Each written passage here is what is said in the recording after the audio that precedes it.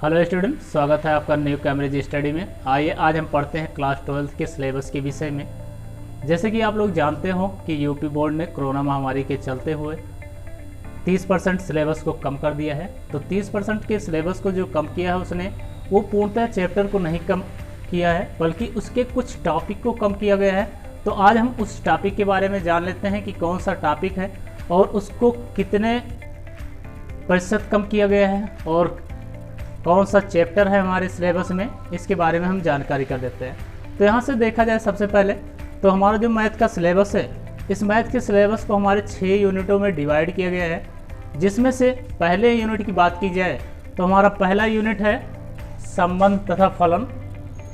इस संबंध तथा फलन की अगर हम बात करें तो संबंध और फलन के अंतर्गत हमारे पास 2 चैप्टर आते हैं, जिसमें से पहला होता है संबंध तथा फलन और दूसरा जो होता है वो होता है त्रिकोणमितीय फलन। तो ये हमारे 2 चैप्टर हैं और इस 2 चैप्टर में अगर बात करें हम संबंध तथा फलन की, तो अगर यहाँ संबंध और फलन को देखा जाए सबसे पहले चैप्टर की, तो ये जो चैप्टर है हमारा, इसमें कुछ चीज़ों को यूपी बोर्ड ने हटा दिया है। वो चीज़ें क्या है इसके विषय में हम जान लेते हैं। अगर इसके विषय में जाना जाए तो यहाँ पर संयुक्त फलन को हटाया गया है, फलन का व्युत्क्रम हटा दिया गया है, द्विआधारी संक्रियाओं को भी इसे यहाँ से हटा दिया गया है।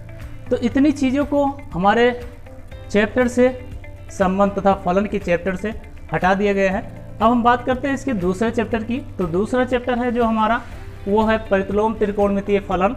और इस प्रतिलोम त्रिकोणमितीय फलन के चैप्टर में भी कुछ चीज़ों को हटाया गया है, जो कि है हमारा इसका आलेख और प्रारंभिक गुणधर्म। इतनी चीज़ों को हटाया गया है, प्रारंभिक गुणधर्म को हटा दिया गया है, आलेख को हटा दिया गया है। इसके अलावा सभी टॉपिक इस चैप्टर में हैं। तो इस प्रकार बच्चों, आप लोग जब पहला चैप्टर पढ़ोगे, पहली यूनिट पढ़ोगे, तो उस पहले यूनिट के अंतर्गत आपको 10 अंक प्राप्त होंगे। अब हम बात करते हैं दूसरे यूनिट की। अगर हम दूसरे यूनिट की बात करें तो दूसरा यूनिट जो होगा हमारा वो होगा बीजगणित।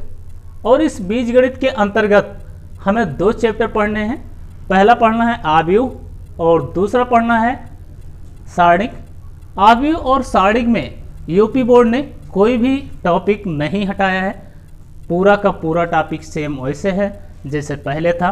तो हमें इस पूरे टॉपिक को पढ़ना है, मतलब यूनिट सेकंड को पूर्णतः पढ़ना है, उसके पूरे टॉपिक को पढ़ना है, किसी भी टॉपिक को कम नहीं किया गया है। और इस पूरे टॉपिक को पढ़ने के बाद आपको 13 अंक प्राप्त होंगे यहाँ से।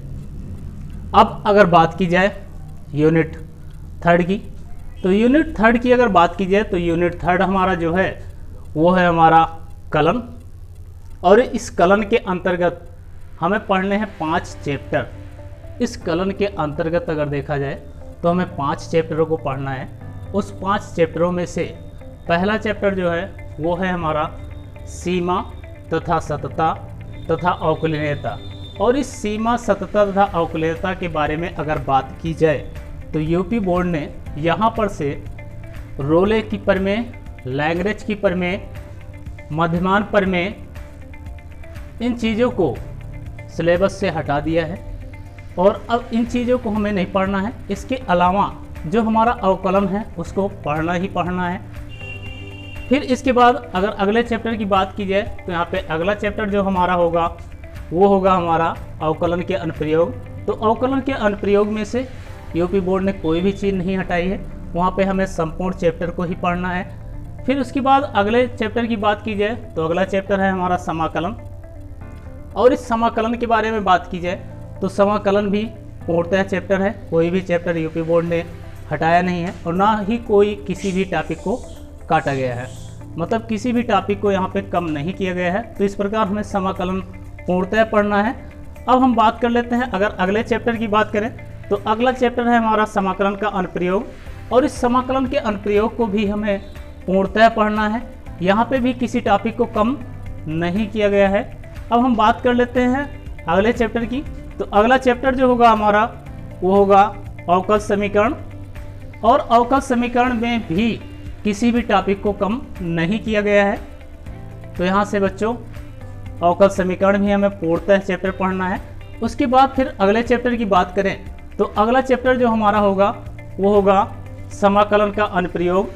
तो यहाँ से हम समाकलन अनुप्रयोग भी पढ़ेंगे और यहाँ पर से भी यूपी बोर्ड ने किसी भी टॉपिक को हटाया नहीं है, पूरा का पूरा टॉपिक पुराने जैसा ही है। तो हमें पूर्णतः टॉपिक को पढ़ना है। अब हम बात कर लेते हैं अपने चौथे यूनिट की।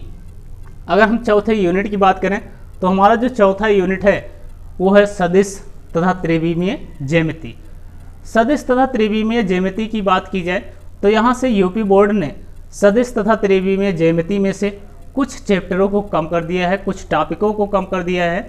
तो अगर यहाँ पे टॉपिक की बात की जाए तो सबसे पहले हम बात करें सदिश की। तो अगर हम सदिश की बात करें यहाँ पे सदिश देख लेते हैं क्या क्या चीज़ कम किया गया है। सदिश में केवल अगर बात की जाए तो यहाँ पे केवल त्रिक गुणनफल को ही कम किया गया है, बाकी और पूरा टॉपिक यहाँ पर उपलब्ध है। खाली उन्होंने त्रिक गुणनफल को यहाँ पे सिलेबस से हटा दिया है। अब हम बात करते हैं त्रिविमीय ज्यामिति की। अगर हम त्रिविमीय ज्यामिति की बात करें तो यहाँ पे काफ़ी चीज़ों को यहाँ पे हटाया गया है। त्रिविमीय ज्यामिति में अगर बात करें तो यहाँ पे हटाया गया सबसे पहले दो रेखाओं को, दो तलों को भी हटा दिया गया, एक रेखा तथा एकल तल के बीच के कोण को भी यहाँ से हटा दिया गया है। तो इतने टॉपिकों को यहाँ पे त्रिविमीय ज्यामिति से हटाया गया है। अब हम बात कर लेते हैं, हम अगले यूनिट की बात कर लेते हैं जो कि हमारी 5वीं यूनिट होगी।